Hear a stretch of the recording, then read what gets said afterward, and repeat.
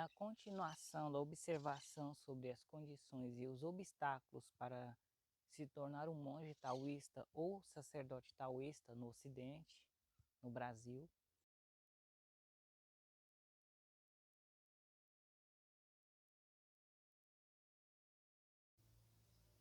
a flexibilidade que um sacerdote taoísta, um monge taoísta da tradição Lunmen tem de poder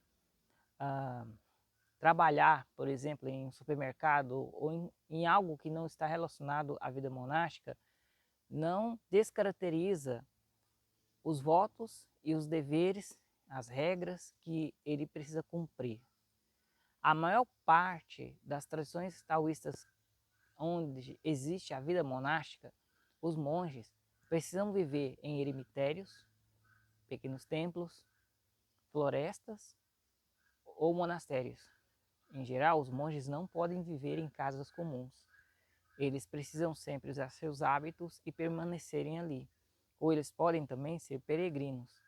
Essa forma de ser do taoísmo, ela foi extraída do budismo, pois não era assim, dessa maneira, como em explanações anteriores foi explicado. Então a austeridade que existe hoje para os clérigos monásticos de monges taoístas, ela vem por influência do budismo, cuja a forma de vida dos monges é mais austera. Assim, os longmen, apesar de ter essas austeridades também, que faz parte da característica dos monges taoístas, essa flexibilidade precisa ser vivida com sabedoria de maneira que ele não descaracterize seu compromisso vocacional. A vida solene, de uma maneira negligente, de forma a descumprir com os preceitos e regras. Quando as ordens monásticas de monges em alguns países, não as ordens taoístas em si, mas de outras culturas espirituais, foram descaracterizadas devido às pessoas não quererem viver uma vida onde permanecessem mais em oração, onde permanecessem mais em atividades sociais, filantrópicas, onde permanecessem mais contemplativos, mais reclusos. Elas queriam dar a si as sensações dos sentidos que comumente os laicos se dedicam, comumente como os laicos vivem.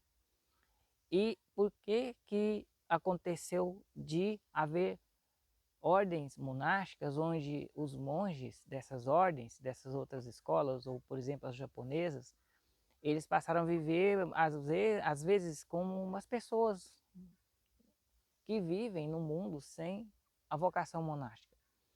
O ser humano, às vezes, ele quer viver algo que ele não pode viver, que ele não está preparado para viver, que ele não dá conta de viver. Então, seguindo a vaidade e os apegos e o orgulho, o ser humano prefere deturpar algo para adaptar a sua vaidade ao seu orgulho, para tomar posse daquilo, do que de fato aceitar viver a sua vida onde ele está e nas condições que ele se encontra. Viver aquilo que ele dá conta.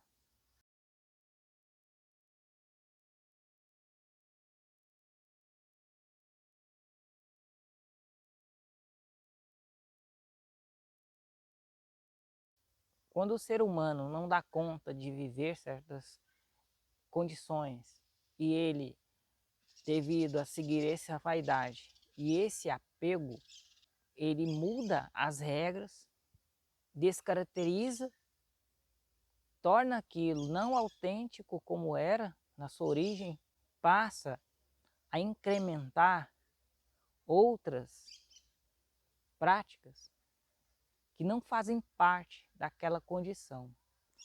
Qual é a razão dos monges não viverem tantas coisas naturais e tão simples e comuns à vida do ser humano? É devido a que o objetivo dos monges é não estimular seus sentidos, não se dedicar a alimentar emoções frivolas e passageiras e efêmeras.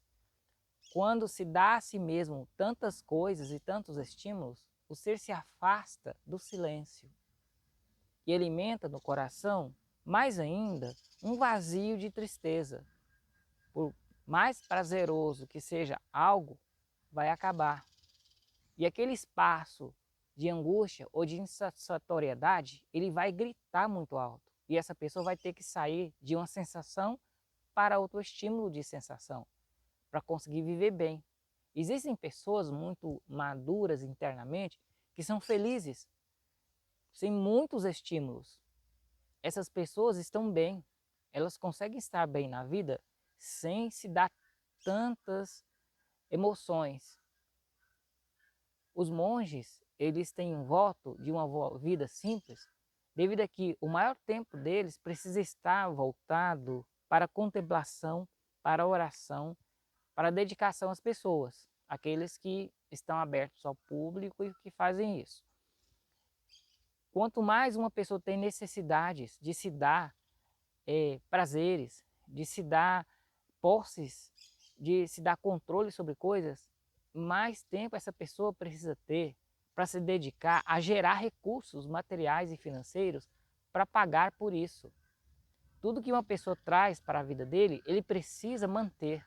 E então ele tem que gastar o tempo de sua vida em serviços, seja quais forem eles, se ele é um gerente de uma rede de lojas, se ele é um dono de uma rede de lojas, ou se ele é apenas o dono de uma pequena loja, ou alguém que trabalhe apenas em uma loja. O fato é que essa pessoa precisa ter mais tempo para gerar ou gerenciar as riquezas necessárias para manter aqueles estímulos ou para manter aquelas posses que ele guarda sob seu poder. Como os monges vão dedicar mais do seu tempo para contemplações, orações e cultivos, então não conseguem gerar tanta riqueza para poder manter tantas coisas. E um outro fator é que os monges, que acaso trazem para si tantos estímulos, estão se distraindo do real propósito dessa vida. A vida monástica é para adotar a simplicidade, o silêncio e a contemplação. Ela não é para usar hábitos diferentes ou para ter um status na sociedade. Ela é para viver uma vida mais simples, mais voltada ao silêncio, mais voltada à solitude. Essa é a razão para que os monges adotem essa vida.